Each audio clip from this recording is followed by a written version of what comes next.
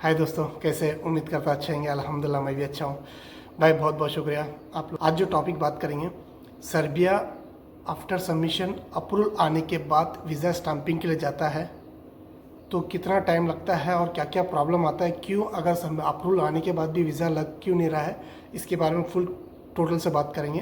क्या क्या डॉक्यूमेंट्स चाहिए इसके बारे में बात करेंगे। चैनल पे फर्स्ट टाइम आए तो लाइक एंड सब्सक्राइब कर देना। फेसबुक पे देख रहे हो फॉलो जरूर कर लेना भाई। ये जो हम जैसे कि सारा डॉक्यूमेंट्स का आने के बाद सबमिशन करते हैं, ऑनलाइन सबमिशन होता है। काफ़ी वीडियो में मैंने बताया हूँ। सबमिशन होने के बाद अप्रूवल आता है 3, 4, 5, 6 महीना, 8 महीना, पता नहीं कितने महीने भी लगते हैं। आता है अप्रूवल आता है। अप्रूवल आने के बाद हम जो पासपोर्ट एम्बेसी में देते हैं वीज़ा स्टैंपिंग करने के लिए, डी कैटेगरी वीज़ा, इसके बारे में फुल अपडेट दूंगा। इस टाइम पे डॉक्यूमेंट्स का गारंटी लाए, जो कंपनी का क्या क्या डॉक्यूमेंट चाहिए और आपकी तरफ से क्या क्या डॉक्यूमेंट चाहिए, इसके बारे में फुल बात करेंगे। कंपनी का work permit, offer letter, contract letter, accommodation letter. Accommodation जहाँ पर आप जाओगे वहाँ पर रहोगे, वो एक पेपर होता है, उसका एक ज़रूरी है वो आपके ऑफर वर्क परमिट के साथ ही आता है, वो भी रहना चाहिए, उस पर चेक कर लेना। वो आपका अकोमोडेशन लेटर है। जाके आप वहाँ पर जाके कहाँ रहोगे, आपको कंपनी कहाँ स्टे कराएगा, वो एक प्रूफ है। हो गया। उसके बाद कंपनी का सारा टैक्स का डिटेल, वो भी आपके वर्क परमिट में रहेगा।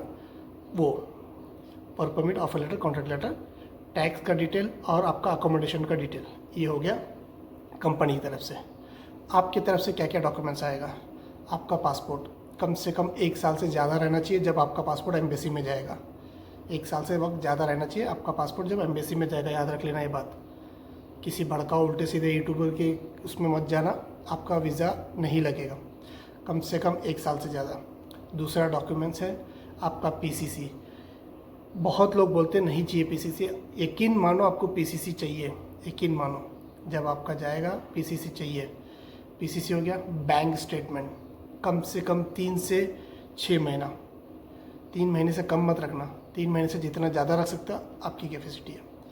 अगर इंडियन मनी बोलूँ, 1 लाख रुपये कम से कम ये मेंटेन करना, 1 से 1.25 लाख, 1.5 लाख, 1,20,000, 1,30,000 इतना मेंटेन करके रखना।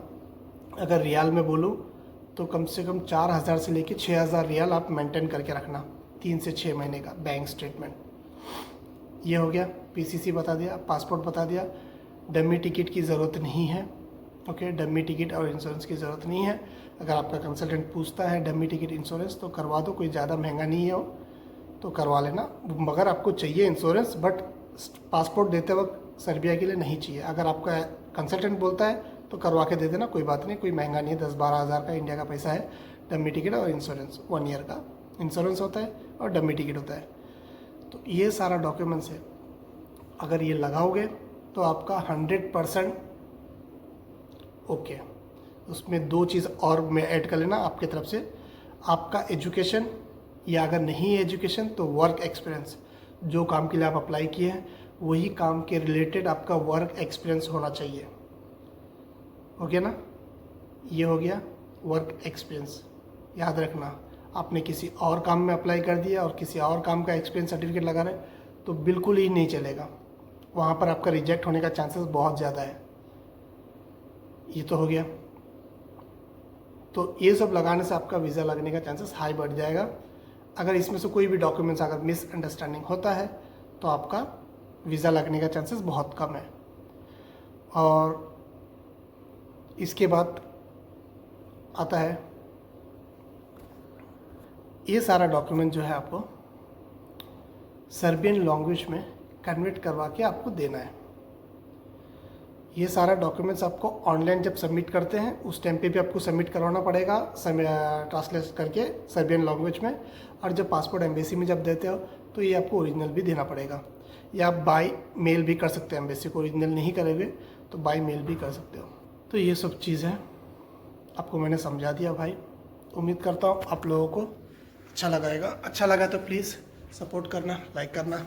आपका भाई आपके लिए ही काम करता है